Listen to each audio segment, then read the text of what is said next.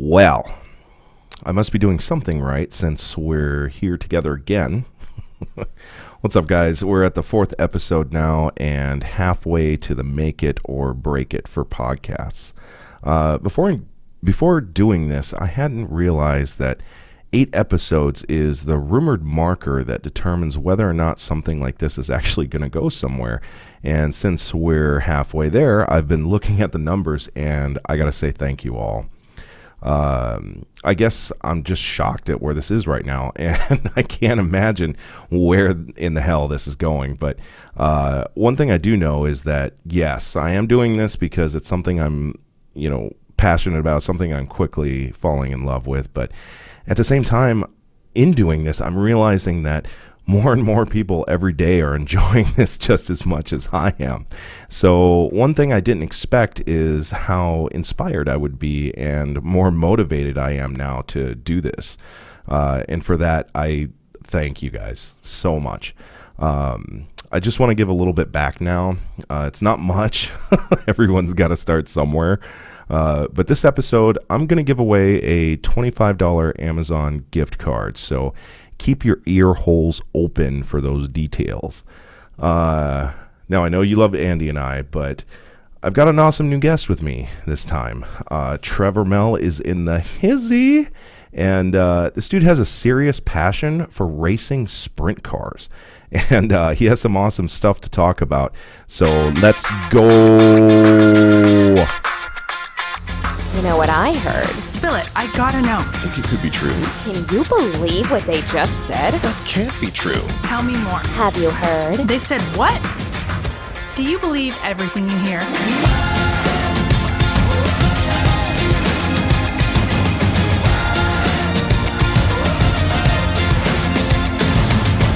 This is Rumorcast. Alrighty, so you told me you've always wanted to do a podcast. I'm sorry, I'm not Joe Rogan. No, that's good. I like it. First time. First time for everything. Are you nervous? A little bit, actually. Yeah. Don't be nervous. It's not like we're live. It's not like I have thousands of fans yet. You will be after this one. Holy shit. All right, awesome. So we were talking, and you're a race car driver. I didn't know that. Okay, so how did you get started into that? What prompted you to be like, dude, I want to drive cars hundreds of miles an hour around this fucking track, tempting death? Yeah, exactly. No, actually, it all, grew up in South Dakota, and I grew up playing hockey, football, your average, I shouldn't say white boy, Total fucking jock. Yeah, exactly. Yeah, right. But grew up playing hockey and football, and we had a really good friend in high school who did race, and he kind of got me. Obviously, he got me to where I am now because he's like, hey, I'm racing this weekend. You should come out. And growing up, my parents, obviously we have no racing history. My grandpa didn't race. My dad didn't. I didn't have no uncles or anything that did. So you just into NASCAR, or have you always liked racing? Has it always been an interest of yours? It's honestly been how do I say this? It's once I went to the races, I started having an interest in NASCAR. When I was in high school, and the first race I watched was the race that Dale Earnhardt died. Oh, seriously? So, yeah, I mean, man, dramatic right out the gate. So it was like my dad's my brother, I think, was living at home at the time, or he might have been home from college. But I was watching NASCAR on Fox, and my dad's like, "What are you watching this for?" And I'm like, I don't know. I started watching it, and then that night, that race, Dale Earnhardt died, and at the time, I knew who he was. So, I didn't follow NASCAR as much as I like dirt track racing right now, or back then anyway. Because dirt track racing is when my buddy that raced, his name's Troy, and we were friends in high school. We used to go snowmobiling and stuff together. And then he's like, "Hey, I'm racing this weekend. Why don't you come out and watch?" So I went out and watched.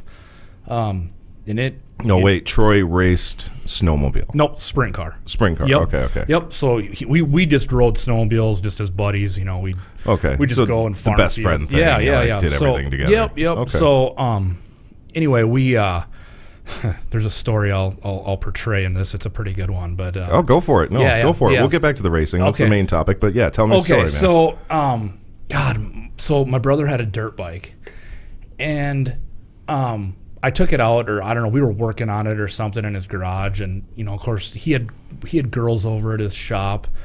And he decided, big pimpin'. Yeah, exactly. So we were out, like doing wheelies and stuff, and we thought we were, Jeremy Carmichael or whoever, So all of a sudden he gets this idea, like, hey, I'm gonna take it out one last time. I'm like, well, I got to get going because like my truck that I brought the bike in is at like another farm down the road, so I want to get home because I probably had hockey practice or something that night. Well, he's like, I just want to show his girlfriend at the time, I don't know what her name was, but I want to show her this, I just want to, show off to her, basically. He didn't come out and say that, but he's like, I just want to take it out one more time. I'm like, all right, hurry up.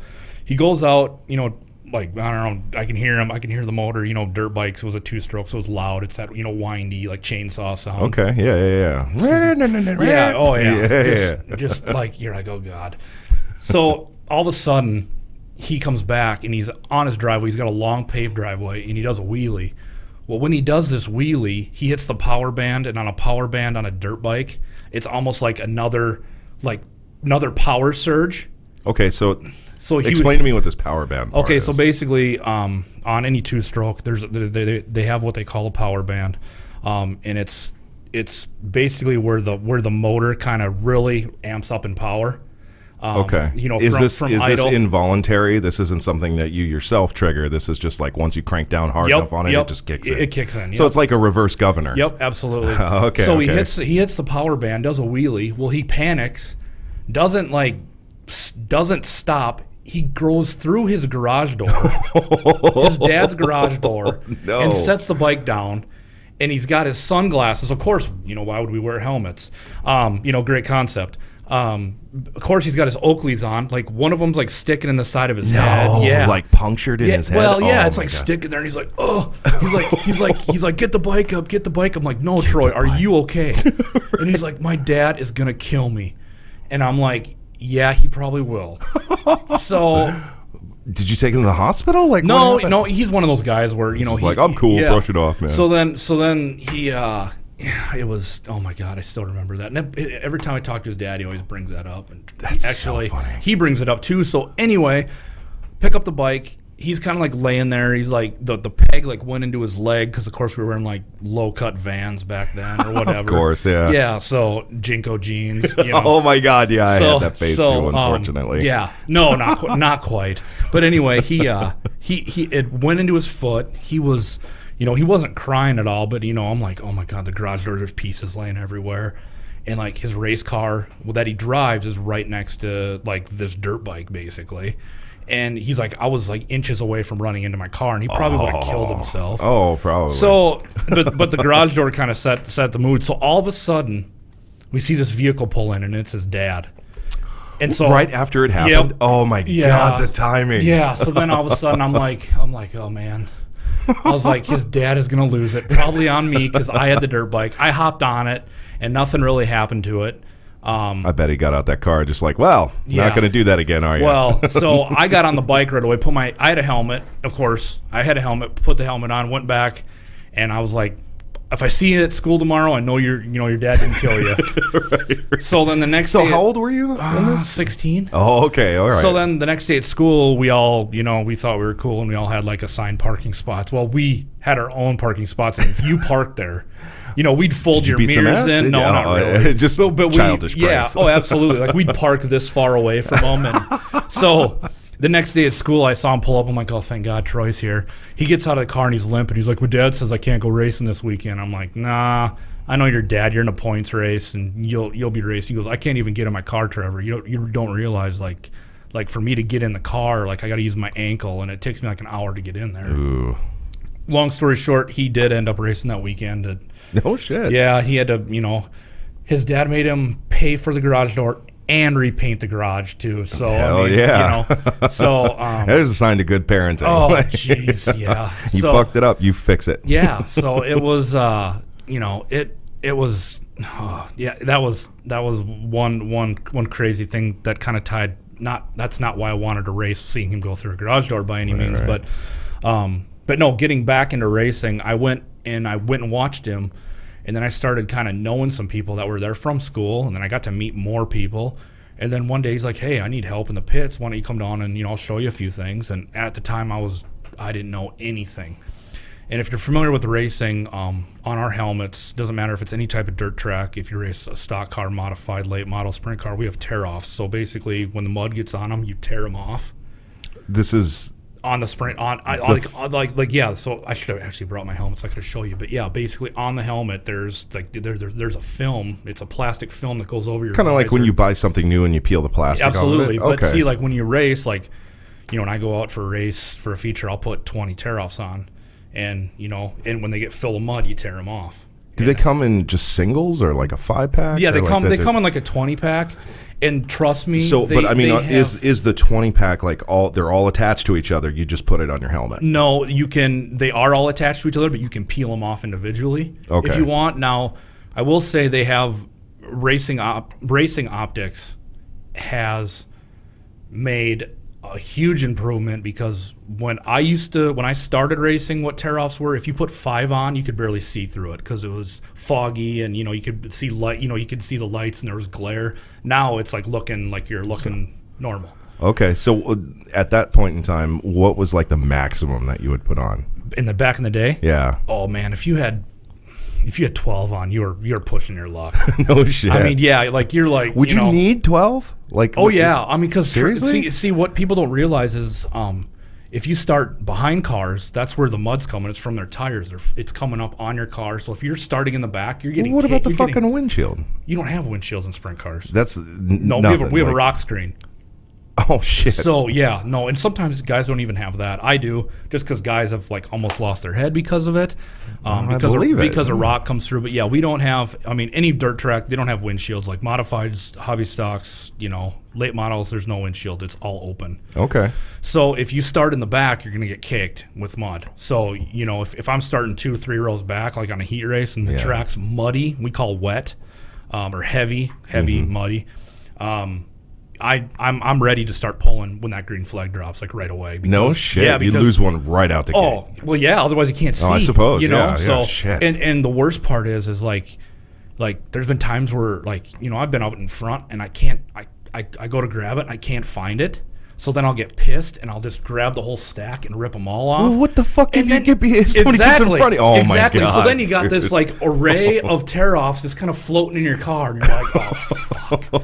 So like there's been a couple times where my buddy's like, yeah, saw you, missed your tear-offs, and next thing you know, there's like 25 of them floating in the air behind me. Oh my God. But these new ones they are great. You could put. I don't even know. I mean, I don't even know what the max is on my helmet. Probably 2 or 3 stacks, which is stacks of 12. So. Oh 20, no shit. Yeah. So that's a good improvement. Absolutely. And there have been times where you do need them. Like there's been times where I've ran off and I've been looking through like this much because I'm wiping and it's smearing. And then on yellows, like if there's a yellow flag, I'll flip it up and try to clear. But it's mud, so when you just can't pick it off. Right. You try to smear it. And there's been some times where I pulled in because I'm like, dude, I can't see. Mm-hmm. Like, I'm not going to wad up my stuff just because, Oh, right. So, so did they give you like another helmet? Like, let's say no. you pull Well, in, I mean, if I went in for like a caution or something and I had another helmet, I definitely could. I could say, hey, I need a helmet. Okay. How hard would it be to swap the helmet? Not bad. Out? So I wear. And I can get into this a little more, but I wear a Hans device. So basically, it keeps your neck from snapping if you do flip. Oh, sure. So okay. I just got to unclip that and undo it, and then lift it off, and then put the new one on and clip it in, and good to go. Gotcha. So, okay. But yeah, so that's kind of the helmet deal, the tear off. So speaking of tear offs, that's how I started helping my buddy Troy out. Was putting tear offs on his helmet. As kind of dumb as that sounds, like. Scraping mud off the car. That's where the rookies start. Exactly. And like then after that, I got more jobs, then he started teaching me stuff on like shocks and setup and that kind of stuff. How many was your crew? Like was it So this was like when I was helping him, it was him and his dad, and then it was one other guy and me, so there's 4 of us total. Okay. So and there were some times where it was hectic where like you'd get into an accident or there's a wreck on the track and he came in and we had to take the front wing off and put a new one on. Well, you only get like 3 laps. And what I mean by that, it's caution laps. So when they're in caution, they go around the track 3 times. And if your car ain't fixed and out on the track, by the time that pace truck hits the 3rd lap, you're done. Like done. You're done for like the night. Yeah. Oh, no shit. Okay. So yeah, no, it's like I said, it that kind of that and at that point, I was hooked. Like every Saturday. I mean, so when I grew up, there was racetracks in Rock Rapids, Iowa. Let's see, then Sioux Falls, which would have been Hartford, and then Madison and Lake Madison. So basically, out of turn 3 and 4 on the racetrack, there was a lake. And there have been people that have flipped into the lake.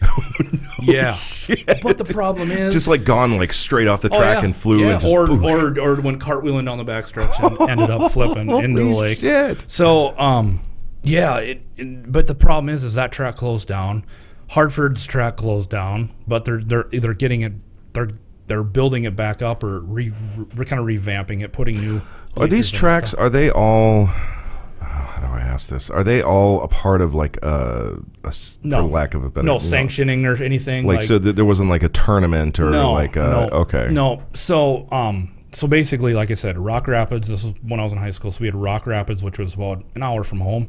Hartford, which is about 20 minutes from home. And then Lake Madison, about an hour. And then Sundays was always Houston Speedway, which was a Sunday night. And, I went to the races. Like, my parents can, I'm sure they'll listen to this, but they can vouch only if you tell them. Yeah, well, my mom will. I know that.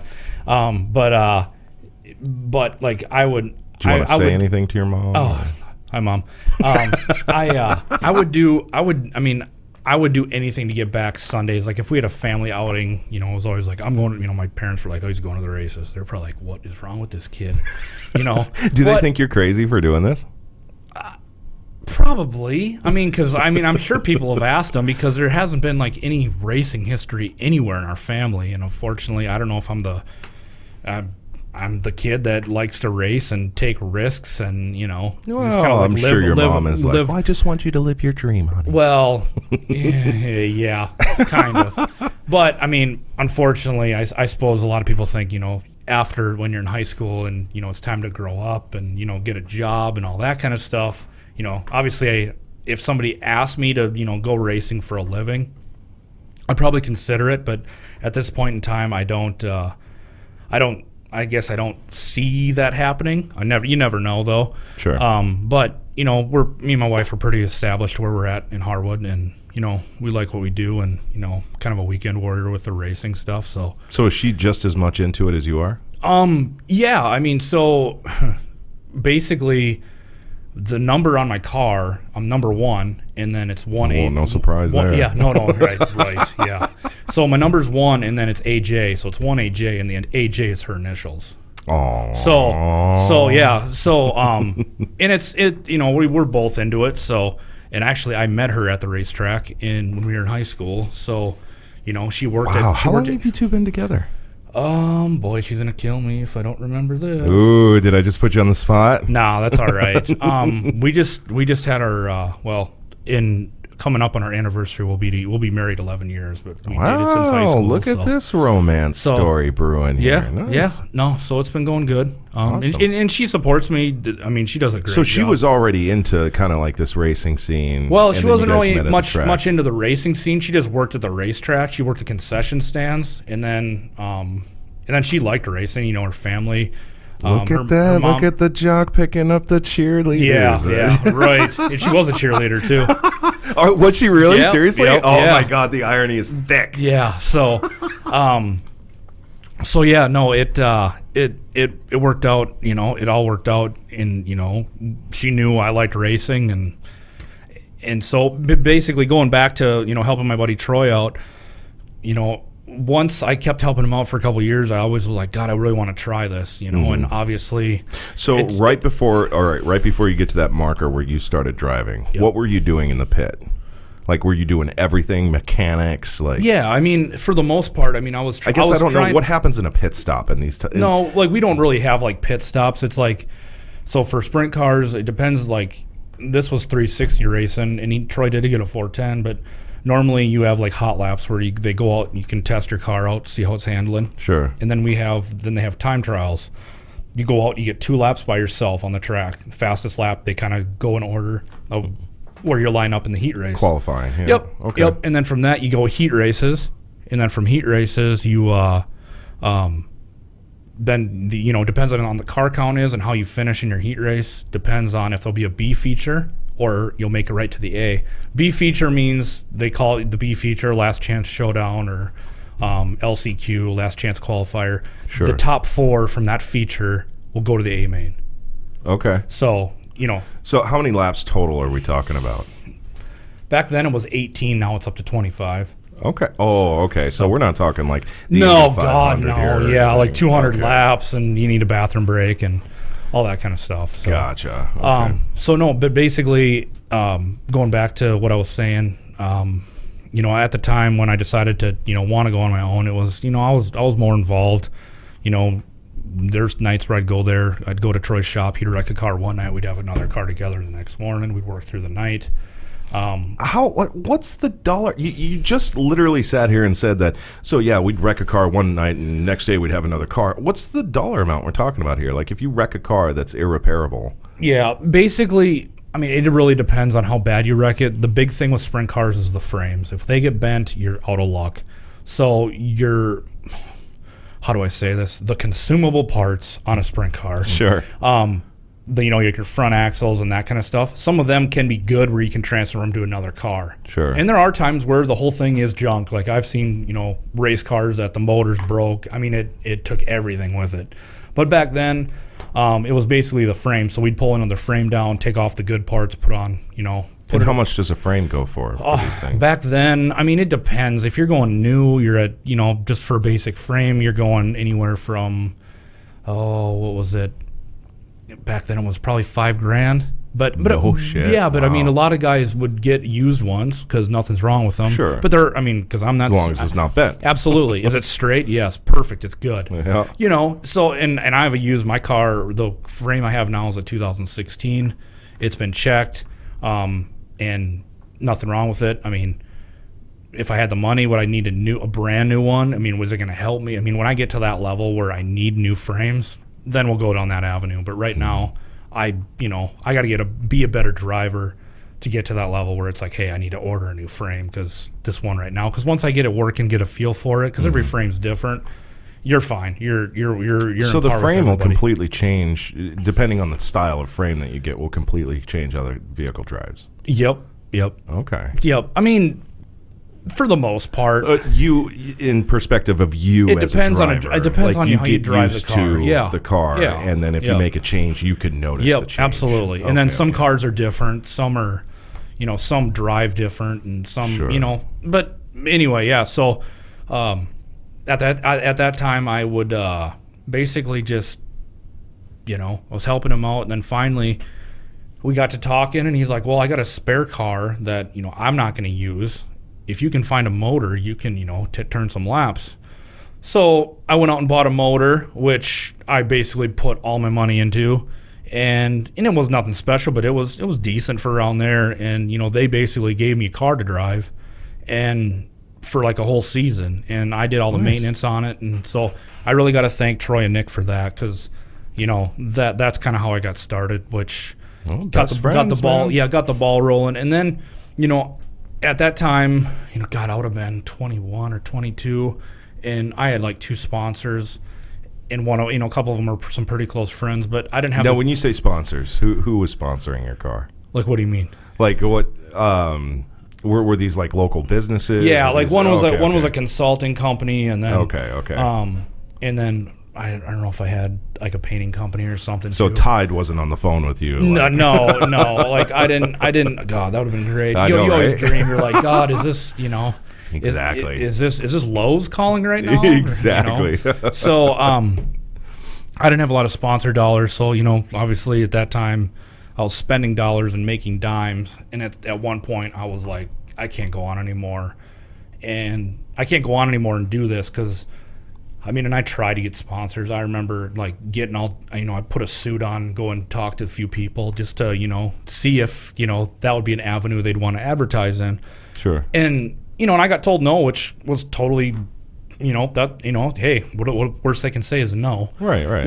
So you don't ask. The worst part was I had one guy I worked with on a job, and I asked him, and I kind of had him on the hook, and he's like, yeah, let me think about it. I'm like, perfect. Well, then all of a sudden, when racing starts, I see his name on a different car. I'm like, no. I'm like, but I mean, hey, he's supporting the sport. I was a little bitter about it. I'm like, yeah. I mean, I wish you would have just said no. That's the worst part when and to be honest with you, I probably send out, I've probably sent out, even this year, emails and calling people.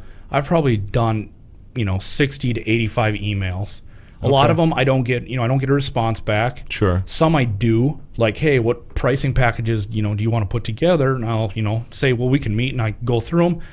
And then at that point, after, obviously, make it pretty easy. If I don't hear back from them, I get it. Yep. But the people that do show interest, and then I don't hear back from them again, it's like, you have any questions, or, is it, you know what I mean? I wish they would just come out and say no, because you don't want to keep bothering them and be like, God, this guy just can't get him off my back, Well, I would just inquire one more time, just like you were saying, like, hey, do you have any other questions or anything? Let me know, and if they don't respond after that, and here's the biggest thing, and a lot of times people do not get this at all. So I kind of brainstorm anywhere from right after race season till first of the year. I kind of get a game plan of what sponsors that hopefully I keep, and what sponsors, I'm going to try to get, or if I can grow it all. Sure.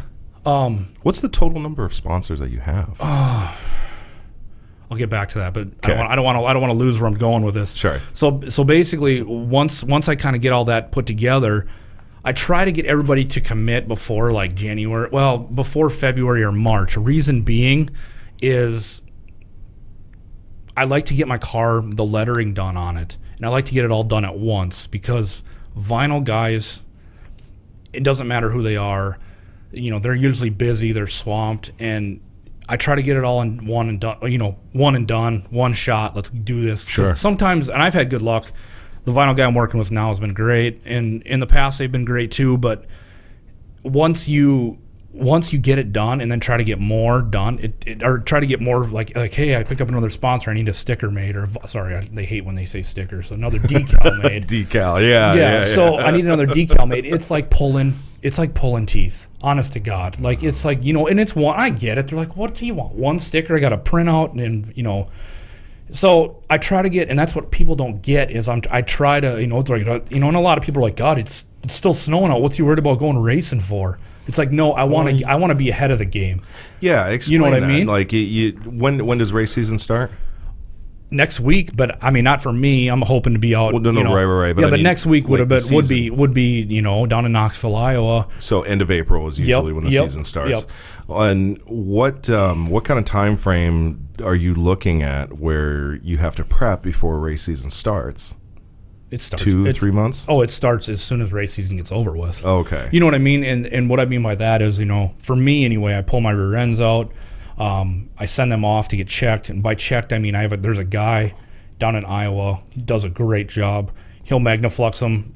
What that means is he checks for cracks in the axles, goes through them. I mean, and you pay a little bit more, but my God, you just know they're good to go. Oh, safety first. Yeah. So it's not. It's like, God, I put this brand new car together, and my rear end just exploded on me. Right. So prep is huge, which a lot of people don't. Some people, wait till the last minute and do it all at once. So rear ends go out, steering gear goes out. Steering gear, that's crucial. No, right. So I send that in right to the manufacturer, and they'll do the same thing, magnaflux it. They put it on they have like a steering dyno where they go like max pressure on it, make sure nothing. Because see, in a steering gear, it works off the engine, and they don't really. Once I start the car, I can move it fine, but to know if it's really going to work, you got to be wide open. And there has been times. What do you mean wide open? Like you got to be race mode. Oh, okay. The car's got to be up to speed. Okay. And there has been times where guys have gone out there and their steering locks up, and you're going right for the wall. No shit. Yeah. So that's one thing I always try. What causes that? Like what causes the steering to lock up? There's probably something broke, but Like a gear? Or yeah, there's like probably okay. and there's nothing to these things anyway, but there's You are not helping the confidence in racing right now. Well, I mean, there's nothing to these steering gears. So there's like a gun drilled shaft that's in there, and there's a bunch of like little gears. And if one of them little gears is broke, and then you supply all that pressure to it, and then basically, but what by that I mean is, the power steering pressure that it comes from the pump. Mm-hmm. Once that ramps up, the faster your motor goes, the faster that turns. And if one of those gears doesn't move, that thing ain't turning. Gotcha. And if that ain't turning, you're either taking out the guy next to you, with you. Oh, yeah, that's got to be a terrifying so, moment. And I have seen it in some guys around the area where they're like, oh, steering gear's fine, I don't need to fix it. I'm just like, whatever, And the biggest thing is, and they preach, and I've learned this. One thing my buddy Troy taught me is every year, don't matter how much it is, racing's expensive the way it is, but always buy a new set of seat belts, and then always get your steering gear sent in, because that's the two things that and with belts, seat belts, there are in the shoulder harnesses, and then in the submarine harness, there's like a stamp or a sewn-in deal, so it says like good till January of 2020. Oh, they have expiration dates. Yep. Okay. Yeah.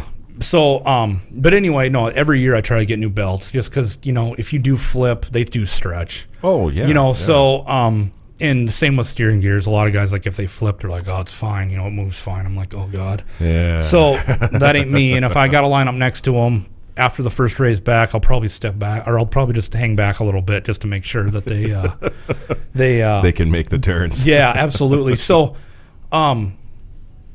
So, like, race prep is huge. I mean, that's what kind of one thing. So, like, right after race season gets over, you pull the motor, you pull out, like, the major components, the steering gear, the rear end, send them off, send your motor off, depending on how many nights are on it. You want to have it going through what they call a freshen.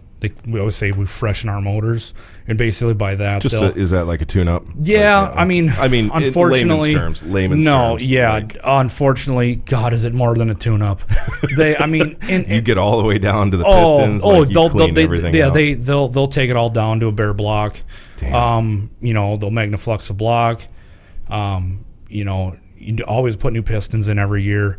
New rings. I mean, my rod bolts this year cost $860 for rod bolts. Wow. So, and you have to replace those every year? Yes, because what happens if you think of the connecting rod, that stretches, and when you torque it, that bolt is stretching.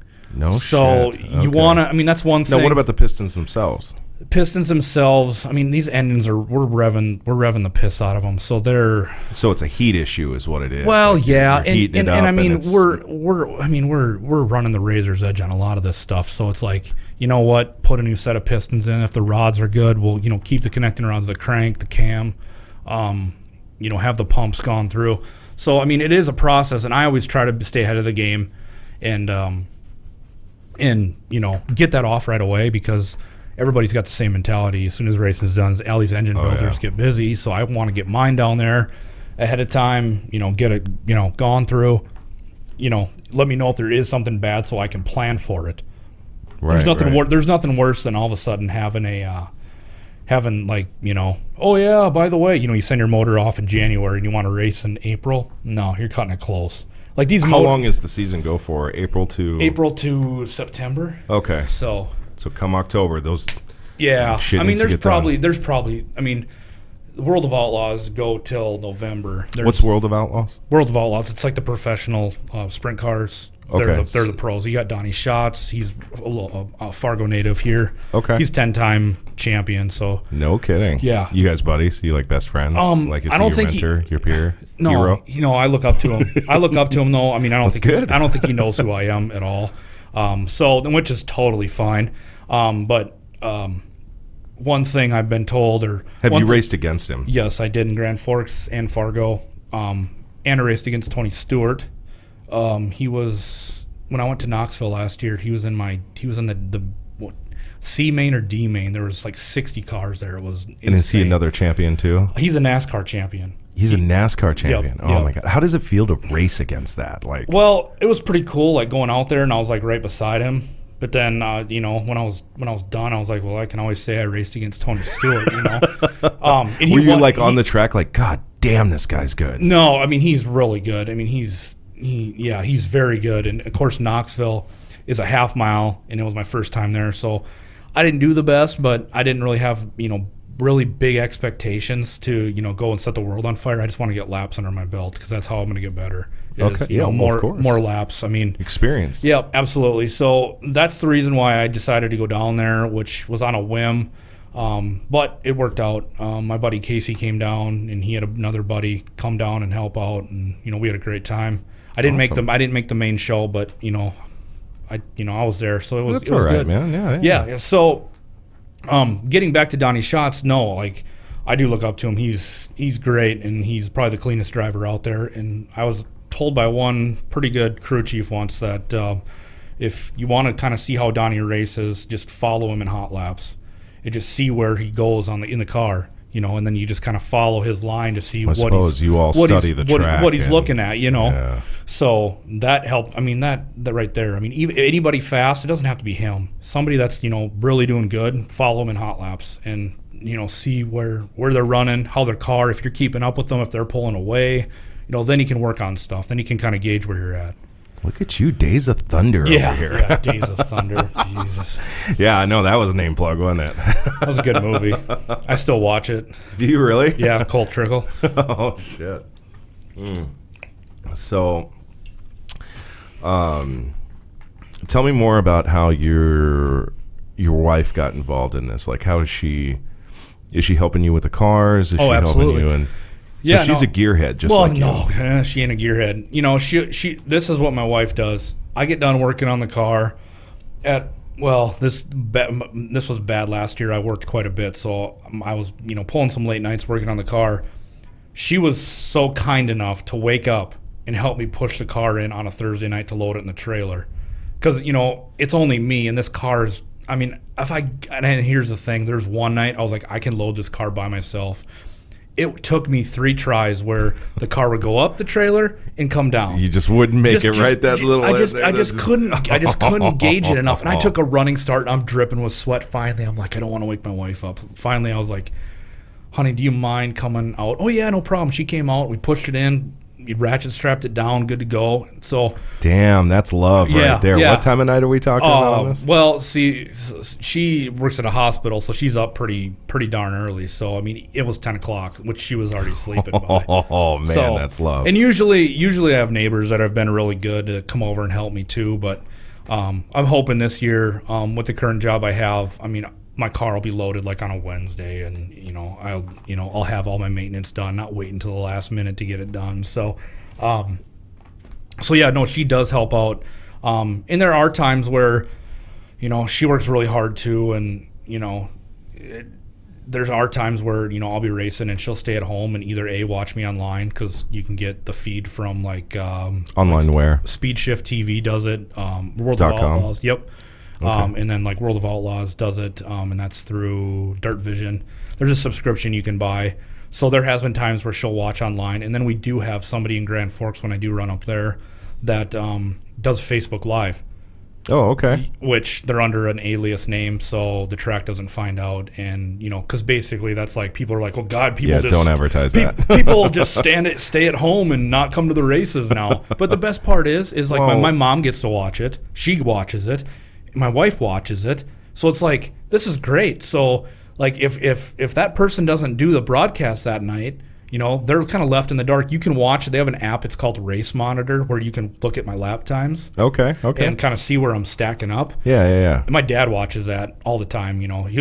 I've caught him watching it like when I'm not even racing. I'm like, what are you looking at? He's like, oh, I'm watching the Outlaws or something. I'm like, oh, whatever.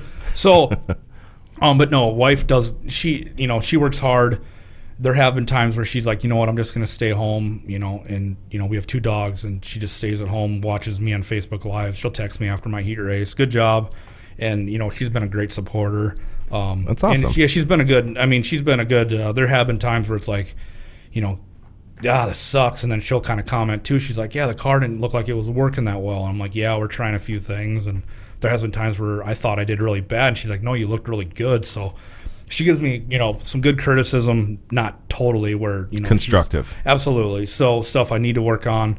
But these things are hard to drive, So, oh, of course. and of course you got other people next to you.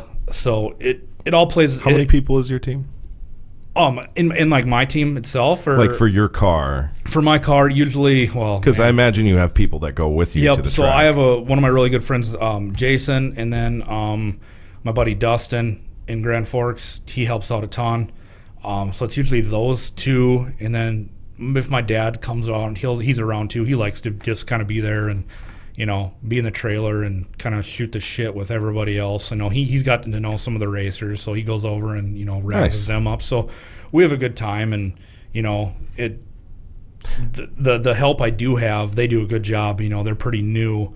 Dustin's been around racing quite a bit, but he's always been a really good supporter. Like, hey, if I had a bad night, he's like, keep your head up, you got this. He's been a positive. He isn't in your face. And I've seen, oh my God, there's been dads out there that are yelling at their, if their kids are racing. Oh my God, those fucking soccer, kids football dads, that's bullshit, ref. Why didn't you fucking call that flag? Yeah. So fuck you, mind your own son. There's a racer up in Grand Forks, and he's very good. And his dad is so hard on him, and we pitted next to him, and screaming in his face, what the fuck is wrong with you? He told him he was a disgrace to the sport. No. Yeah, and this kid has almost won a World of Outlaw feature before, so it's really high or really low. There has been times where I'm sure he comes off the track, he's like, oh man, Dad's gonna eat me up. And then there has been times where he's like, oh, I thought I did pretty good. And then Dad's in his face just barking, shit, just like a pit bull. Oh, and it's man. Oh, my pit crew are watching that. So oh my God, he's the dad from Breakfast Club. Yeah. When he was sitting there like, you got to be number one. Yeah. There's no room for losers in this family. Yeah, like that. Yeah. Oh, dude, I feel bad for that guy. Yeah, I do too. And the problem is it goes on all the time. And if he doesn't win, I mean, he's really fast. I mean, he's came a long way, but instead of yelling at him, God, try to build the kid up. That's what I'm like. God, he's doing really good. He got second. I mean, he came from 18th and he got second and he didn't win. Second place is the first loser. Yeah. So I do. I'm not defending this. If anybody's listening to this right now, I am not defending or condoning those actions. So I do see that a lot, and it just isn't in sprint cars. I see it. I used to coach hockey, and I had a lot of kids that would look up at the stands at their dad. It's like, dude, did your dad play hockey? Oh, he played NHL on Xbox. Really? Awesome. Come on, sweet. Kid, I bet he had a dynasty too. Seriously. So anyway, I mean, didn't you hear? My father owns Microsoft. He's going to ban you. Yeah. All right. Yeah. I guess my license expired. Yeah. So, but no. So anyway, as far as my help, I have. I got some buddies when I go down south. So I got one of my sponsors, Casey. He comes down. He wants to learn more about the car, and he was a great help when he went to Knoxville. We had a great time. But most of the time, I kind of do the motor if I got to adjust the motor at all. Fueling is huge, so I'll take care of that. And then Dustin and Jason, if we're in Grand Forks, they do the tires and clean the car and put fuel in it, that kind of stuff. So these guys are starting where you started out. Yeah. And I mean, they probably could do more, but I always like to just verify and check, and I'm going to probably try to give those guys a little more responsibility this year if they want to, and obviously I'm not paying them, so I appreciate their help so much. I pay for their pit passes. So I mean, a lot of guys, and I don't know if there's guys out there getting paid locally, but if I had, if obviously I had more sponsor dollars to do it, I would. But I make sure if they do come with me, I'll pay for their meals and that kind of stuff. Oh, sure. But and I know they're taking. They're same. You're just living down the generations, just like you did with your best friend. Yeah. I'm sure it was the same circumstances. And I'll take them out to eat, and after the races, we kind of have a running little ritual. We go to the shitty truck stop in Grand Forks. Hey man, those greasy spoons are fucking great. Oh my God, dude. it's so bad. So horrible food for you, but fuck. Yeah, it's and the kids. My buddy Jason's got his daughter comes with, and she does great. She likes helping out on the car, and then his son will come with when he has them. And they're always like, "We going to get flapjacks after this?" And I'm like, "Yep, you darn right we will."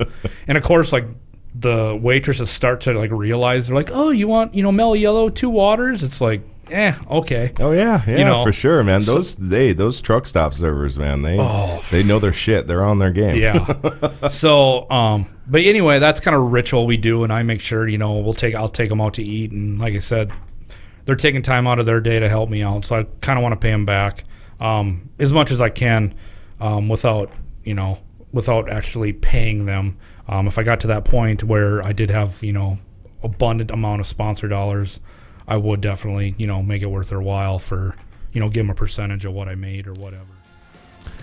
Aw, snap. Look at that. My first mid-roll. I promise I won't make it a habit because I know you guys love content just like me. But I just wanted to tell you that all you got to do to get your hands on that $25 Amazon gift card is to follow us on Twitter and Instagram at RumorCast and use that speak form on our website, rumorcast.com.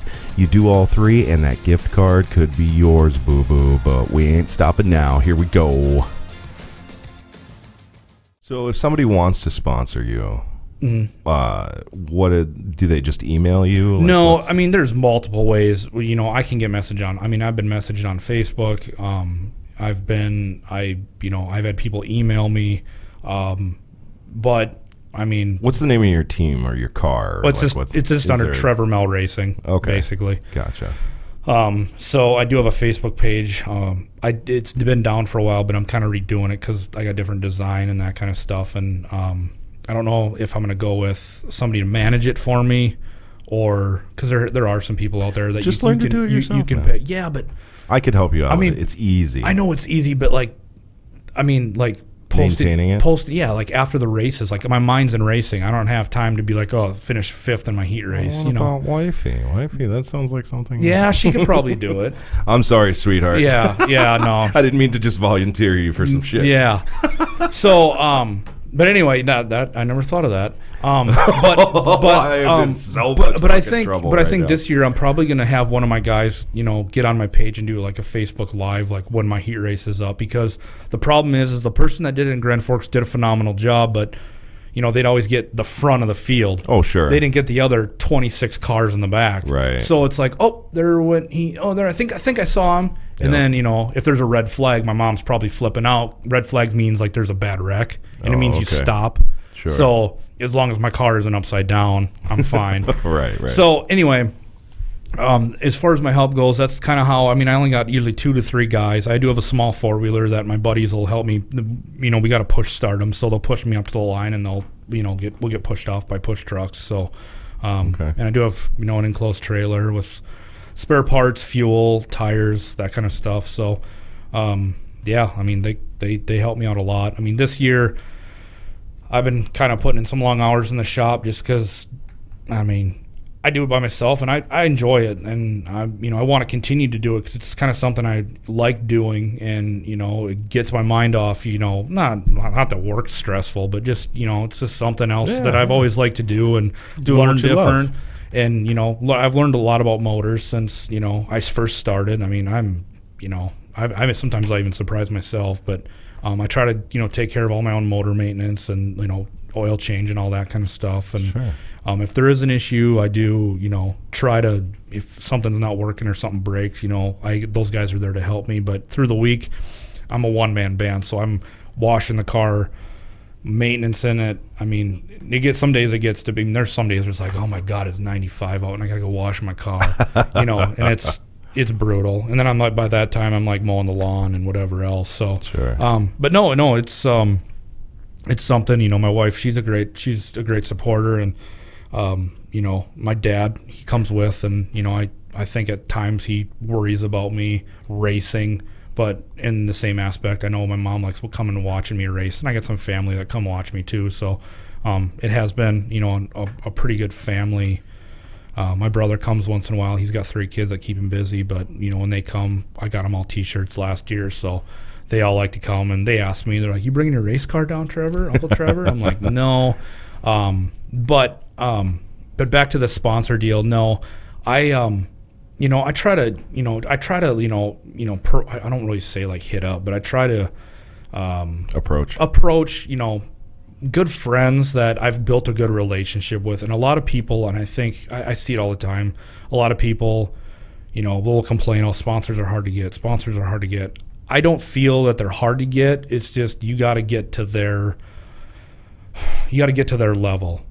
As far as you got to build a relationship with them and start small. And I've heard guys say, "I'm not putting no names in my car unless it's a check for $20,000." I'm like, "Oh, no gosh. shit." Oh, Does yeah. it get to those dollar amounts? Oh, absolutely. Oh, Huge. that's nothing in this. Well, no. I mean, To it's me, something, but I mean, it's no. I don't have that I don't have that But I mean, some guys are like, "You're not putting your name on my car unless it's they have a dollar amount." And I'm like, why? Start small and, build a relationship with them, see what you can do for them, and then present what you did last year to them and see if they'll go more.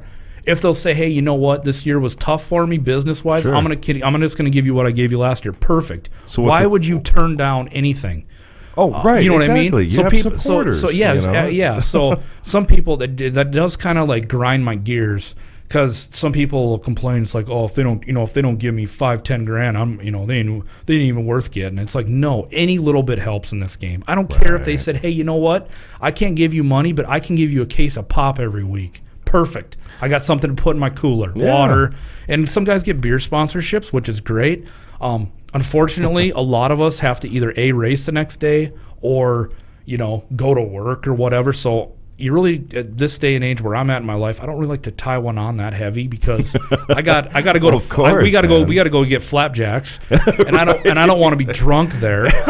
So, and then the second thing is I just don't want to be hungover and working on my car the next day. But there are a lot of guys out there that have bar sponsorships where they give them a case of beer every week.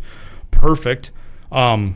But I mean, you could probably give me a case of beer, and I'm going to have it for at least a month because I might have one after the races. But I mean, I'm not partying. I mean, if I win, but I mean, it's just one of them deals end of for season, last race, completing it. Yep. Doing I mean, that's so one thing. and the other thing people don't realize too is I try to keep my I should say my image, but I try to keep a professional image. Course. When kids come up to me and want autographs, it's not like, "Oh, here, let me put my beer down." Do you seriously sign autographs? All the time. Are you serious right now? Holy shit, you're famous as fuck. Yeah, right. I have driver cards I hand out to kids, and I have one of my sponsors. I think we're going to do a Dairy Queen deal where I'm going to have dilly bars after the races. So nice. So anyway, I mean, come on down. Yeah. Wait, are you just starting your season? Yes, coming up, yeah. Okay, where's the first place you're going to be? I'm not sure yet. That's up in the air. Okay. It depends. Grand Forks right now is underwater, and we had a horrible winter this winter. The problem is I won't even say this, but certain people in Grand Forks want to race, and then there's certain promoters that they're not really quick to get on, prepping the track, getting the stuff done. They kind of wait till the last minute. They're in Arizona, Oh, so it's a big deal to start prepping for the season. I mean, there's a lot of stuff. And then the worst thing with Grand Forks, it's so fun to race on. The worst thing with Grand Forks is the front stretch right along the grandstands. Every year they get frost up there, and the sun doesn't hit it. Shit. So it takes forever to get it off. And it's like, why don't we put some heating blankets out there or something, or get Acme, or get a business to How much would it cost? Well, that's what I mean. Question. Give them a billboard. Right. You know what I mean? Let and I'm pretty sure they advertise out there already. So, whatever, it is what it is. But they're slated to go the first week in May. But dude, right now I don't even think we'll go until the last week in May, just because they got to fill water barrels. I mean, they got a ton of stuff to do. So, I don't see. I mean, everybody. I want to go. Believe me. So I think I'm gonna probably. Of course, I'm gonna probably go south. I mean, I know Jackson's racing the second week in May, and then there's Jackson, Minnesota. Okay. So I do travel, sure, which is fine. I don't have a problem. You're only as good as your competition, and I'm not saying anything bad about the competition up here. We have very good drivers. I mean, our weekly shows are amazing, but I mean, some of the tracks, I want to venture out into the bigger tracks because Grand Forks is what they call it the bull ring, so it's a smaller track. Okay. And Knoxville's a half mile, so you got to drive different on those tracks, and I want to get so I can drive on all of them. Do you got to change parts? Gears, that's about it. Okay. Gears and a little bit of How setup hard is stuff. it to do that, like in between? 3 minutes. I mean, okay. So this is a quick it's a deal, rear like- cover that comes off. There's 2 gears that pop out. You put 2 new ones in, Oh, put some oil in. You're so good this to is go. not a big deal. All No, right. I mean this isn't a B mod where you're taking axles out, the gears are falling down. Yeah, like- so 4 9-inch, no. So, but no. So yeah, like I'm, Sioux Falls had a really good racetrack that was doing really well, and then they kind of went. The owner decided to close it down, and I'm hoping that's Houston Speedway. They used to race on Sundays, and that was really good because my mom and dad would come out, and I would. Somebody else would buy it. Not for what he's asking. Well, hey, it takes time. It takes time. I mean, But here's the thing: he wants to turn it into fucking Jurassic Park. Like he wants to turn it into a wildlife theme park? sanctuary. No, I wish he wants to turn it into a wildlife sanctuary if he doesn't get it sold. So well, that takes to make a transition like that would Dude, take an it's- obnoxious amount of money. no, it's turnkey right now. Like if I had the money, if I had investors, or I got the lottery, like they are watering the track every day, and they're like out there with scissors, like cutting the grass. Like it is primed, ready to go. The next guy, or we could race the next day. Like there's nothing you need to do. Maybe Wow. put some popcorn in, get some popcorn. So you're popping. saying if you had the money, you would buy this place? If I had the money, absolutely. I don't want to see it go down. There's so much history there. So I mean, okay. but so this is like a spot. yeah, I mean, this is the place to be on Sunday nights around Okay. Sioux Falls, and I mean, that was the track back then. And Okay. I mean, it was. Why does the guy want to sell it? Just tired. How much of it, time or- do we got? Yeah, no, We'll save that for part 2. It all stemmed from basically the owner, current owner. He owns business called Dollar. Yeah. No, So no, anyway, yeah. he has a business. Basically, that was a loan center, and the state of South Dakota capped interest rate on him that he could charge people. And I will say this, in his credit, he did do a lot for South Dakota. I mean, he brought in, he had a rock and roll academy. He did stuff for kids. I mean, he had a kids place where they could come and learn how to play instruments. And he had like people from KISS come and teach lessons. Mm-hmm. And I mean, honest to God, like he did. So basically, when they passed this law, he basically was just not really threw a fit, but. discouraged enough. Yes, to, where he was like, basically, That's it. screw South I'm Dakota. done. I'm going back to Vegas. We're selling the racetrack, and it's close to $10 million he wants for it. So, well, he knows how important it is. well, absolutely. So, he has threatened about doing this. How do I say it? This wildlife sanctuary, and he's going to tear it down because I mean he brought up stands from. God, where was it? Daytona 500, I think. He bought stands from him, and he redid this place. It's amazing. How the fuck do you go from racetrack to zoo? Like how? What? I think- has he always been? Like, no. Like I animal think conscious? no. Like, is he- God, no. How does he go into an animal sanctuary? I don't know. Like, what the I don't fuck? know. That Like, is and so that's weird. yeah, exactly. But I think he wants to get some money back out of it. So nobody. Well, every investor wants the money absolutely. back. So, and I mean, he did dump a ton of money into it, which he did. I mean, he did so much, and that place is like the mecca. I mean, Well, look at he obviously did a good job. If you're sitting here in my studio saying like, dude, this was the place to be. yeah. I mean, it You know, was. so like, he it knew what was- he was doing. I mean, it was. I mean, he put a video board up. I mean, there was lap counter. I mean, it was. It was. Yeah. So it's been sitting If dormant. you're sitting in this seat saying, if I had the money, I would buy it in a heartbeat. It's This sitting guy knows dormant. what he's Yeah, doing. it's sitting dormant right now, and for 2 years it has been. So, like I said, if that ever opened up, I'd probably run back down there and see where else I'd go. But anywhere in the Midwest, I don't have a problem traveling. So, if I have to leave early on a Friday, or there's some races around the area during the week. Sure. So I'll definitely hit those up, but I try to race as much as I can when I can. Tell me about the hardest race you've ever had. Hardest race? Yeah, that one race where you're like, God, that was such a fucking bitch. Oh, probably. Oh God, I don't even want to bring this up, but Is there people that don't know about this? oh yeah, no. There's people that know about it, and unfortunately, I was. You don't have to answer if you. No, don't I'll answer, definitely go into it. I won't name names, believe me. I bet as soon as I said that, all my one fan was like, "No, make him say it." No. So basically, I was kind of struggling. So I started in 2015. So let me just kind of back up here. So I raced up until I was 21. I couldn't really afford it anymore, so I kind of got out of it. My dad made a comment to me once. He's like, you can always get back into this. Like, you can always, when you're older, you're more established, you might have sponsors, whatever. Sure. You can get back into this. And at that time in my life, I did not want to hear that. Like, I was like, what do you mean? Like, I don't want to get back into it when I'm 40, Right. So anyway, I did not want to quit. Like, but a lot of people, they had their dads helping and their grandpas, and the grandpas owned a construction company where, that's where the money came from. So, me out there, just privateer that's got, at the time my brother owned a landscape company, so he was a, good sponsor of mine, and I had two sponsors at the time. And I just couldn't make it work anymore. So I was like, I sold it. I sold what I had. Everything? Like, yep, everything. Completely sold everything, down to the last bolt in my toolbox. No shit. And so I didn't, like I said, my dad did make a comment to me, and that'll always stick with me. Is he's like, what, later on in life, Trev, you can come back and, you can come back and do this. Just not right now isn't a good time.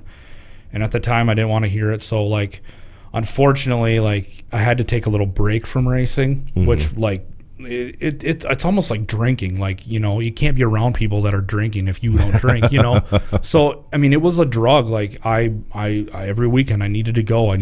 Then all of a sudden I didn't go, because if I kept going, I wanted to race. You know what I mean? How did that feel? It sucked. So then, like, then time went on and I got over it.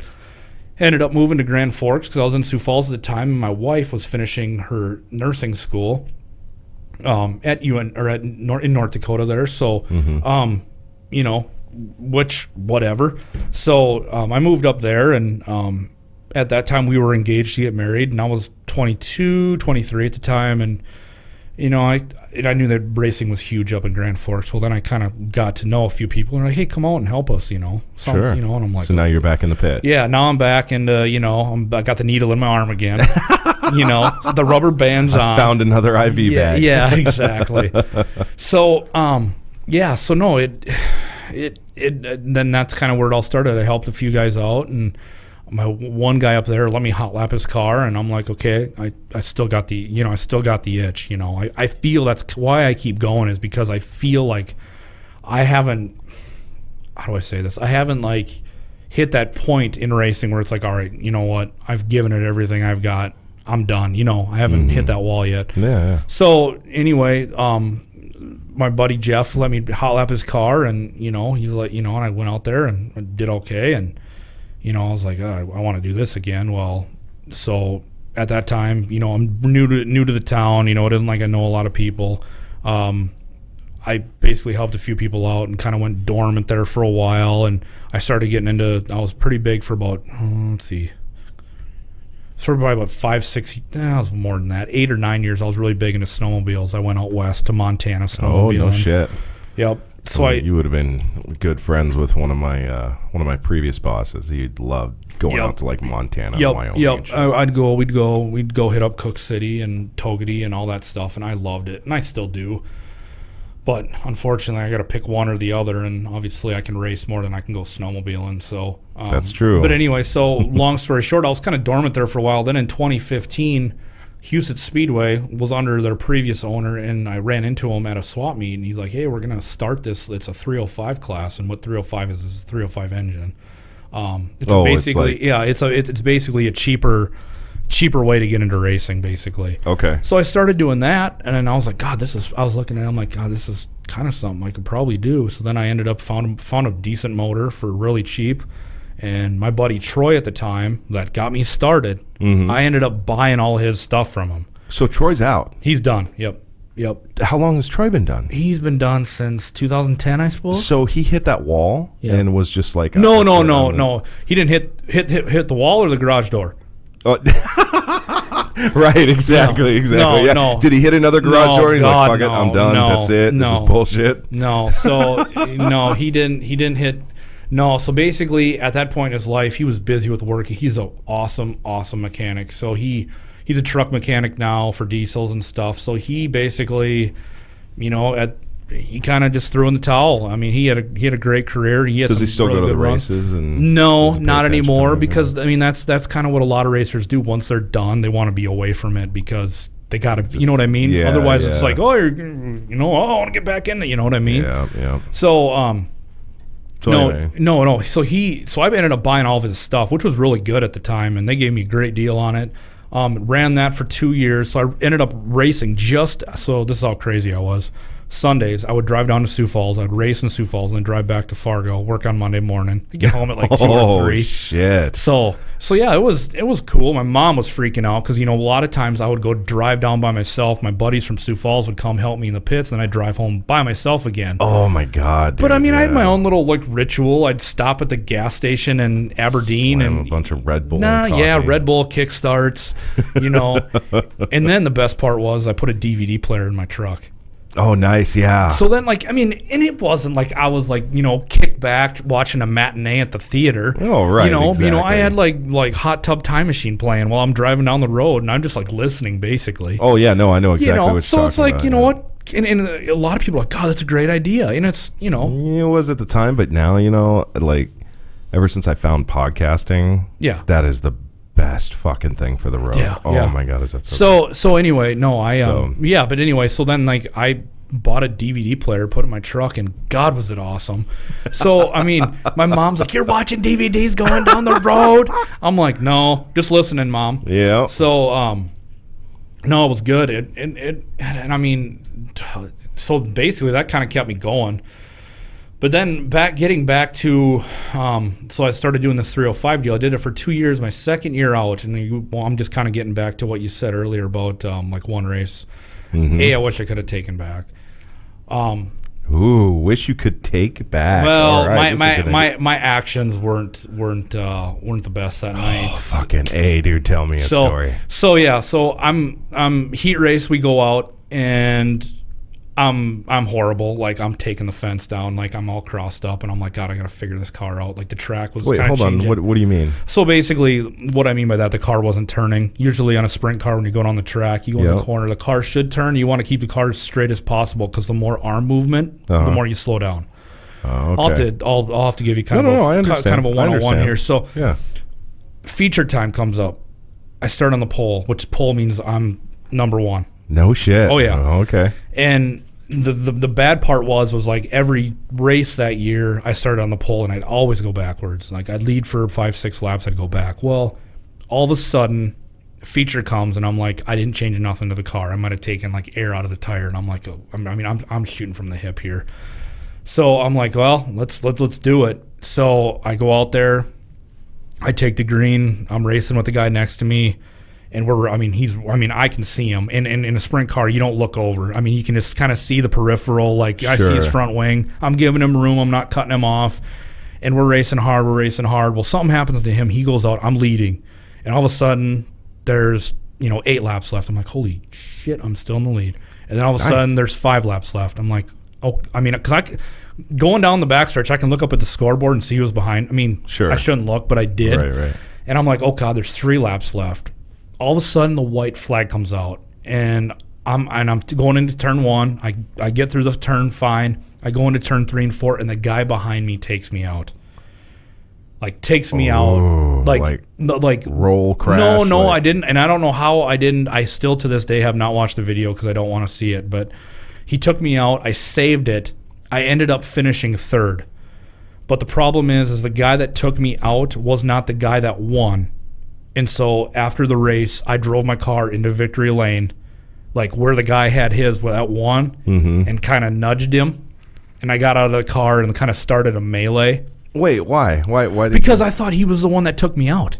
Oh, so somebody else took you out. You thought it was. Yep. Oh, no way. Yeah. So then I get out of the car, and there's already people there's already a soiree of people coming through the pits, and I can hear people, cheering in the stands, and I'm like, and I was hot, and unfortunately, I said, I wish I could take this back. It'll never happen again. So I got my helmet on, my receiver, the one-way communication. They talk to us to line up. I got that on. I take my helmet off, throw it in the car. I go over to him, and I, said to the guy, "Hey, what were you thinking?" And somebody, the photographer is like, "Hey, he wasn't the guy that took you out," and I'm like, oh my God, I am so sorry. And so I started apologizing. Well, in the meantime, his dad was freaking out. He pushed me back. And then his uncle, pushed me down.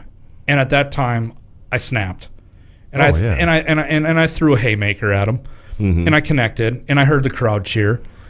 Well, of course, the crowd is going to cheer. Exactly. Yeah. So, and so then I was like, and then at that instance, security took him out because they saw that he portrayed what happened, why, I was already... Well, he assaulted you first. I was already a fuse away from just going postal, basically. Mm-hmm. Not that I ever would, but... So anyway, I apologized. I was like, I am so sorry. And then his dad was like, get out of here, whatever. And then his picture guy pushed me down.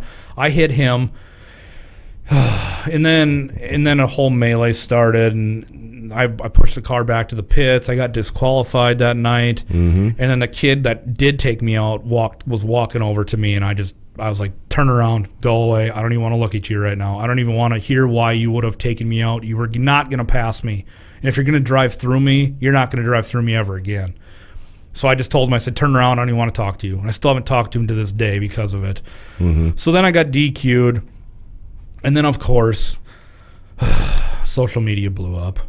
Oh, and I got sautéed, fondued. No shit. And I mean, people, and it was, and unfortunately, I called my mom right away, and I'm like, do not look at Facebook right now. Yeah, right, because that happened. Well, and then so I'm like, do not comment. Do not, that's the biggest thing. Don't engage. Don't even, it is not good right now. I came out with a statement. I put a press release out, and I apologized. And then, I was like, I take 100%, responsibility for my actions. I did get a suspension from the track. I, served that, no problem. I understand. So if you could do it all over again, what would you have done? Went to my pit. Just walked off. Yeah, walked. I wouldn't have engaged in the driving around the track, getting out of my car. But I was one lap away from all that hard work of my first win. So, I mean, you know what I mean? Yeah. It isn't like, I was running fifth and the guy took me out. Trigger. Absolutely. Yeah, it was a big trigger. So, I mean, I was so close. So, I mean, I was... So, yeah, that'd be one of the hardest races. And my wife still has the file that I can watch the race, but I to this day, I just won't watch it just because I know how it ended, but... I mean, I don't want people to remember me as that by any means. So well, it's a good thing you're on our show. Jamie, pull that shit up. Yeah, Jesus. Yeah. Line 1 right now. Yeah, we got the guy on the phone. Right.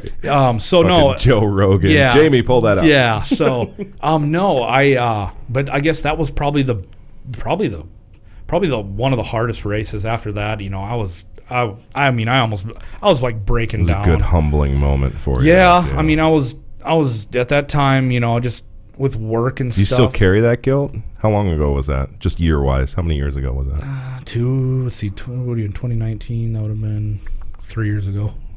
Still carrying that guilt around? A little bit. You got to let that go, man. I know. It's done. It's in the past. You've moved on. Yeah.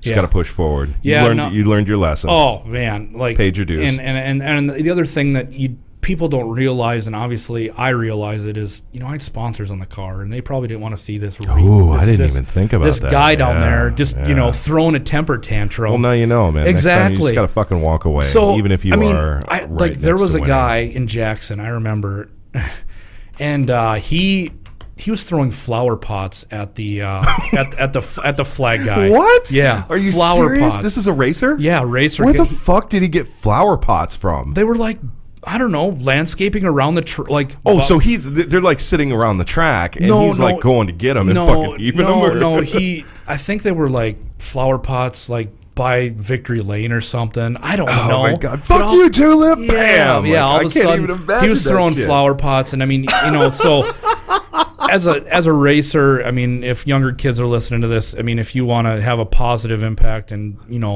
try to do in even social media, I see guys put their foot in their mouth, and it's like, you don't think, employers, A, look at that, B, of course. Sponsors look at what you're retweeting, or where you're at, or where you checked into. He's checked into the bar at 2 a.m. You have a persona to keep up. Yeah. So people don't. It's mighty noble of you to send that message back out. in the day, before social media was around. You just had your sponsors, and but we're hopefully tracked so hard. Hopefully they don't see you in the newspaper the next morning of bar fight or whatever. Right. So, but yeah, no. Well, there's a way. There's a way to go about it. You don't want to just act unhinged, kind of like you did in that episode. But now it's like, okay, I fucked up. Yeah. It's time to move forward, and now mind you had to learn the hard way. Yeah. But there's a way. There's a way to say or act where you can speak your mind, but in a very civilized manner. Yeah. So. Yeah. Yeah. So like I said, that was probably the toughest for me. That was like the toughest, and I hate to say it, I do need to let it go. But every time I go to Houston, well, it's not open now, but when I do go to the track, I just get reminded it. And no one brings it up, but it's keeps you humble, it's like, God, I almost had a win here. This place would have been this number one on my bucket list to get a win at, and I almost had a win there, but. I don't know, just make you work that much. You harder got more for time. Next time. Yeah. Yeah. Let it keep you hungry. Yeah. So no. But no. As far as racing this year, I'm excited. Last year, the job I had, man, I was burning the candle at both ends, and I don't even know how I did it. I, was working and trying to race, and It sounds like a fuck ton of work. I'm not gonna lie. Yeah, it is, and that's one thing. And I always told my wife this. I'm like, if you ever hear me complaining about working on my car, pull the plug, because that you know what I mean? Because there's some guys out there that don't touch a wrench; they just drive. And it's like, no, seriously? Oh yeah. Oh, I suppose if you have that many sponsors, well, that many sponsors, crew but I still want to know what's going on with the car. I don't want to just for sure. get in and be like, is this thing going to turn? Yeah, it'll turn. Oh, okay. And you take the fence down. Well, eventually you get to a level where you have professionals working for you. Yeah. So, but I'm unfortunately, my guys, I really appreciate them. Everybody, Dustin, Jason, Casey, if you're listening, I appreciate your guys' help. I couldn't do it without you guys, and plus, my dad, he's been a huge help too. He kind of keeps me in check of if I do something good, or if I should try something different. And he never raced, but he's seen a lot. He's seen me out there and kind of knows where I like to run, and if something's not going right, he knows too. So good. But yeah, without those guys' help, I couldn't do it. Plus, with me working on the car by myself, it's a good for me, it's a good safety, not safety, but you go through the car, and when you're washing it, you make sure everything's still tight. And my God, you wouldn't believe all the stuff you find, like a loose bolt or something. Oh, when you're paying that much attention, it's not like the car you drive to fucking work. Yeah, well, yeah, the car I drive to work. If I go racing that thing, we got issues. If I put a wing on that, that'd be great. Oh, there you go. Yeah, just rice it out. I'd get some weird looks. Be like, get some ground effects. Yeah, some. If they make ground effects for that vehicle, I would. You'd be surprised, maybe run it by my boss, but I'm pretty sure I know the answer. Yeah. Maybe mod the engine out, because dude, that thing has I want to say that thing has probably maybe an 8-gallon gas tank. So it's like your race car or your car? Oh no, my work vehicle. I'm sorry, my work vehicle's got an 8-gallon tank. What is this? Yeah, I'm filling it up. It's every efficiency. Day. Efficiency, my ass. Efficiency, your ass. Nothing. Trust me on this. When I was coordinating, I used to do fiber optics, and when I was coordinating contracts, that was one thing I was privy to information to. Oh, dude, we had how many people? We had about maybe 20, 22 people, somewhere around there, and we only had, because there were 2 people per vehicle. Mm-hmm. We found out that one meeting we were in. The CEO asked us, because we were always like, dude, I need a new vehicle. When quote unquote, we didn't need a new vehicle, but we were talking about trucks and pickups and da-da-da-da-da, and these vans that we had, even though they were like full-size vans, the gas mileage on the vans were better than a full-size pickup with a work box. Really? So he was getting those vans specifically For that reason? Well, not that wasn't the only reason, but that was one of the primary reasons. And then he asked us one time, he was like, how much do you think I spend a year on gas in this company? Just take a guess out of it. Now, we're only talking like 12, 14 vehicles. So on those 12, 14 vehicles, he was paying over $500,000 a year in gas. Oh my God. Yeah, so when you do the math on that, efficiency, exactly. That's what it all comes down to. So when you talk about our company and you talk about a fleet of how many vehicles, Well, how many vehicles do you think we have? Quite a few. Yeah. I mean, we do have quite a few in this company. Throughout the whole lines. Oh, yeah. I mean, well, we have how many satellite offices? Yep. And then you got, sales and everybody else. Oh, yeah. Well, that's a little different. But as far as like company vehicles go, I'm willing to bet you that gas bill is probably, if I had to take a stab in the dark, I'd say it's probably around $2 million a year. Yeah. I think so. Maybe even higher. Maybe even like 4. Yeah, that's just gas, bro. That's just gas. That's not insurance. That's not parts. That's not maintenance. That's just the gas bill. It's not wiper blades. Yeah. Right, exactly. But anyway, we got a little off track. No, sorry about that. So but no, all the sprint cars we run, they run off methanol. Methanol. Tell me about that. Methanol. Does it come in like? No, it comes in a 55-gallon drum, and then you can. It depends on the vendor. You can either get it in the drum or at the racetrack. How big is the gas tank on the car?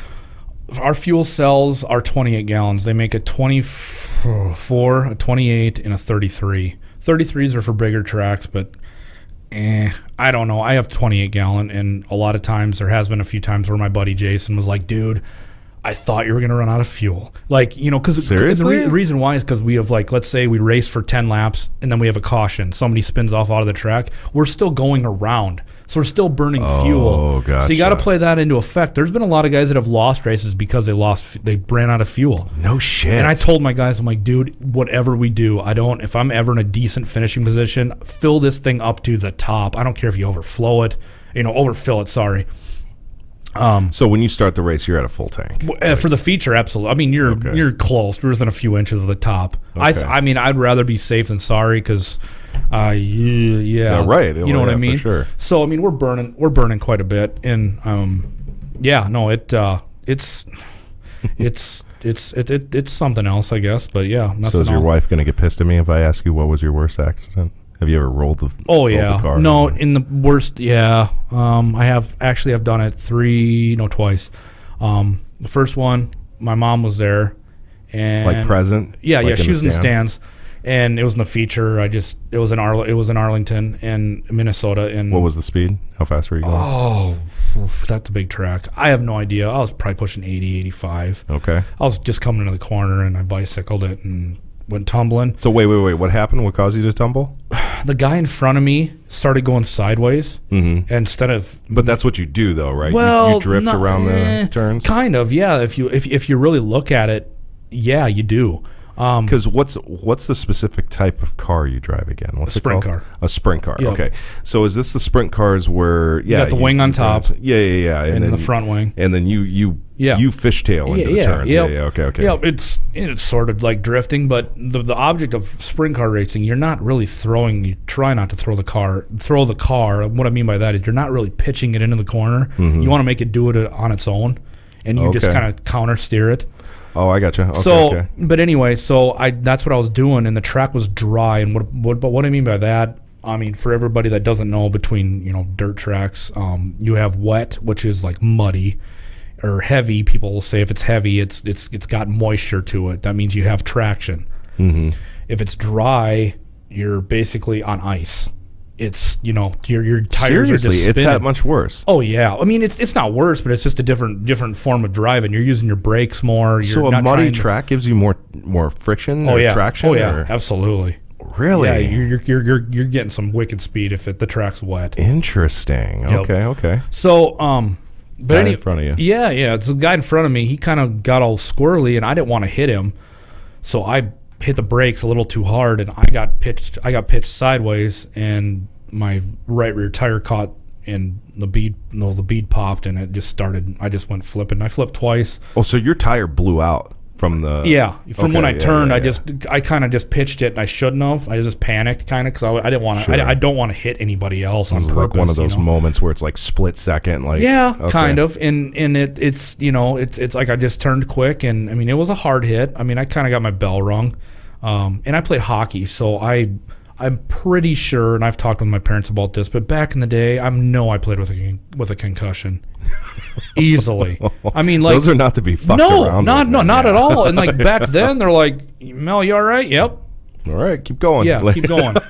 So, anyway, no, like you know, and you just don't feel right. And then finally after that, and I didn't wreck the car too bad, just top wing, front wing, and then maybe some other Did it minor actually stuff. roll? Oh, or? yeah. Yeah, I rolled twice, and safety crew was great. They came over, and I just said, hey, flip the... I'm laying upside down at this point in the car. And you got a 5-point harness. Yep. And I'm not going to be one of those guys that unhooks and slams down. You know what I mean? There are a few that do that. Man. But if I'm fine, I'm just telling them, hey, flip me back over, and I'll get out. Is it easy to just roll the car back over? Yeah. I mean, Okay. it only weighs, with me in it, they're supposed to weigh, is it 1,400 pounds?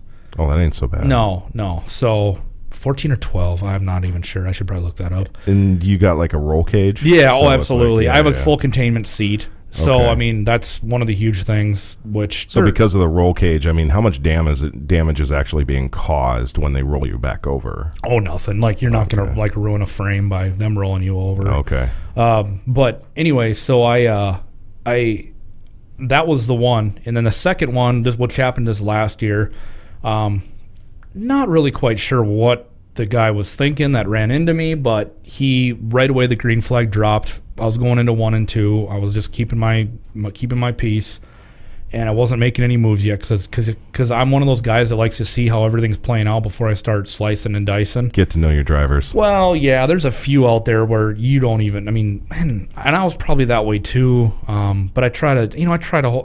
There's been times where I know I haven't, but I try to keep my car straight. So if people are going to lap me, or if I'm a lap down, they can get around me. And then there has been times where people are like, "Hey, it took me a while to get around you," and I, basically said, "Oh, oops," I don't know. You're Wait, out what do there you racing. mean? Like it's your fault that they couldn't get around you? Well, Like, they're trying. So they're leading the race, and the track up there is so small that you get into lap traffic so quick. Like the leader Okay. is already coming up on the last guy. Oh. So if you're in the back still racing with someone else, and he's trying to lap you, and he can't get around, the nature of the beast. Yeah, but I mean, absolutely. is there some unwritten rule that you guys have to yield? Or? No, the problem is, and I do see this quite a bit, if I'm getting lapped and I see that's the leader, I will back off or try to there's some guys that race with them, which I don't. Just kind of like a respect. Absolutely. Kind of I don't care Okay. who it is. Even if it's my worst enemy, I'm not going to, if he's leading the race, I'm not going to race with him. And, he's lapping me. So it's it's doing me no good. If he gets out of my hair, I can concentrate on the guy I'm trying to pass to get up front. Sure. So anyway, but back to the one up in Grand Forks.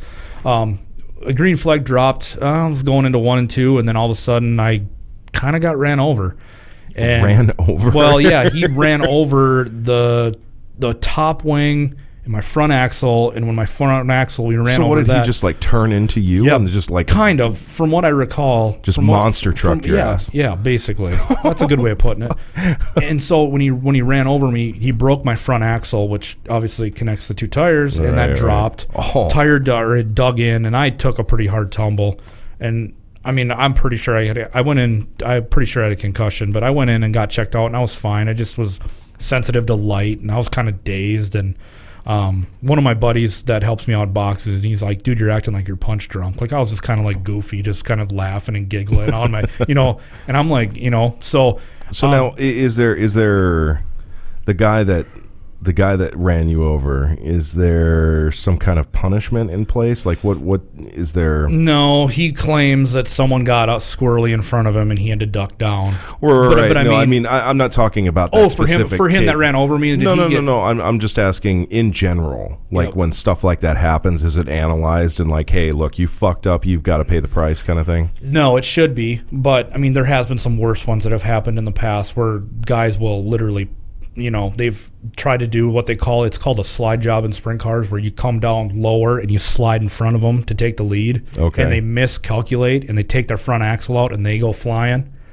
And so there has been issues, and now I think there's something in place where you get suspended and get fined if you get caught throwing a dirty slide job. But at this time, he obviously didn't get suspended or anything. Throwing a dirty slide job. Dude, that sounds like some kind of porn. Yeah. Throwing the dirty slide job. Yeah. So, it was like I said, that was the hardest one, and that wrecked quite a bit. I mean, I was supposed to go on like a 3-day race after that. I never did, just because I had to work the next day and the car was a mangled mess. We got it all back together and got it rolling in the trailer, no problem. But, I mean, that's the nature of the beast. You're going to have nights like that. I have the spare parts to, put it back together. So nothing major, like the frame didn't get bent, thank God. Do you have any lingering health issues from this stuff? No. I mean, nice. not that I know of. I mean, I honestly, and I spend a little more. I mean, I spend as. It's good to know that it's pretty safe. As much, well, I mean, figuratively speaking. Yeah, but I mean, I spend a lot of money. I mean, I spent quite a bit of money on fire suits last year. So if there ever is a fire, hopefully I'm covered there. I mean, I do have, top-notch belts and probably one of the best seats out there. Good. And then I do wear a Hans device, which obviously keeps the snapping motion from bracing your neck. Yeah. So I mean, I ain't going anywhere in there. Once I'm strapped in, you're strapped in. But there have been times where you're like, you see a bad accident and sometimes it shakes you up. I've been behind bad accidents before. I saw my best friend, one of my really good friends, when I was racing, bad wreck. He basically just bumped tires with a guy and went right into the fence, and it was just like a confetti of race car parts everywhere. Shit. Yeah. And he was knocked out.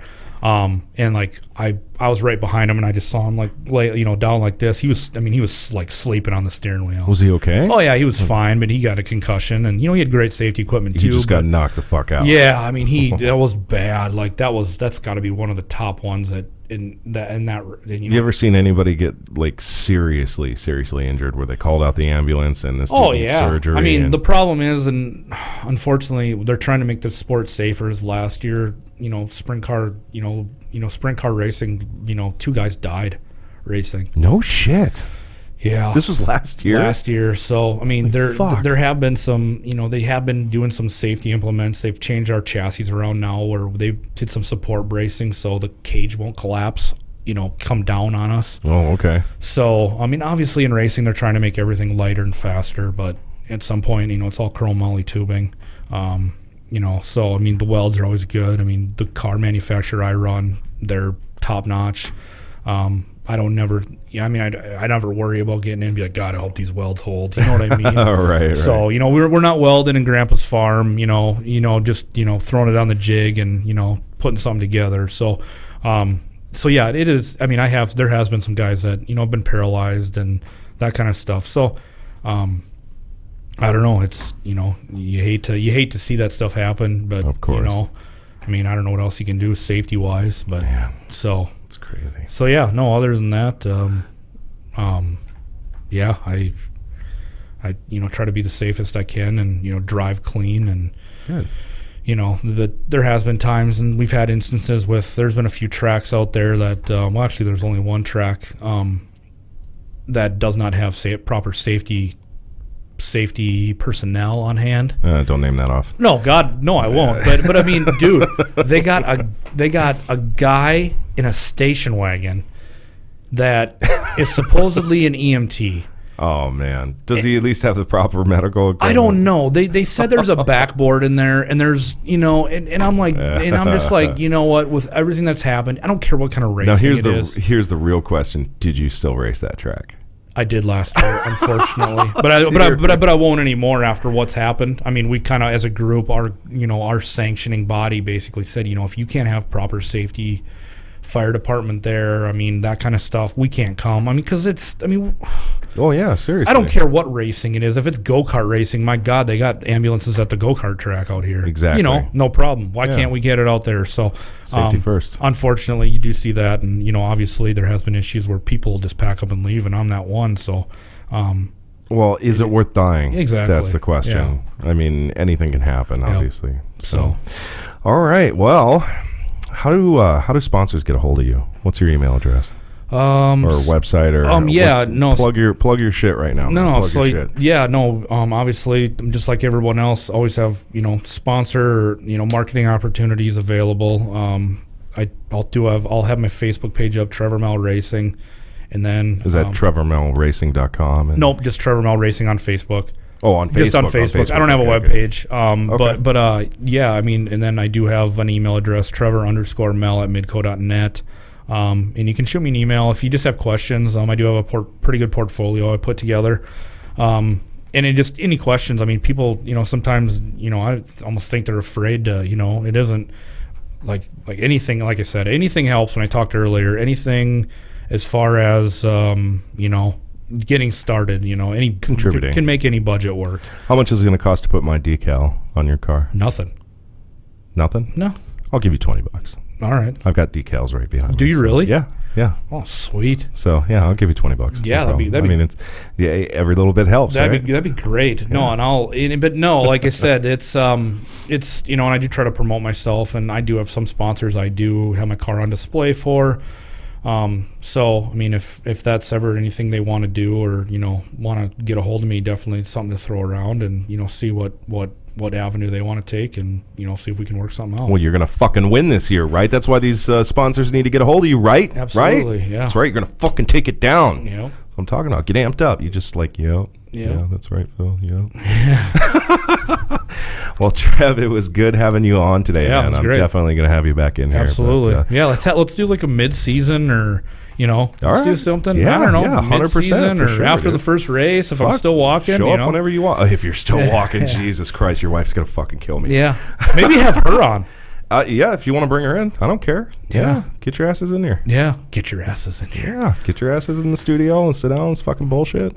Yeah, that's what I built it for. No, this is great. I'll no problem. We'll throw you on the car and we'll market you up, and you might have your own racing deal going here. Fuck. Yeah, right. Hey, if your racing buddies wants to come in here and talk cars, I don't care. Yeah. So that's what my podcast is built around. Just get your fucking ass in here and tell me a story. No, this is a great setup you got. No, I'll definitely do it again, but yeah, thanks for having me. All right. Sounds good, man. Take care. Thanks. All right, and that is it for episode 4.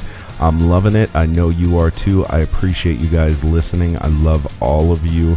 And don't forget to follow us on Twitter and Instagram at RumorCast.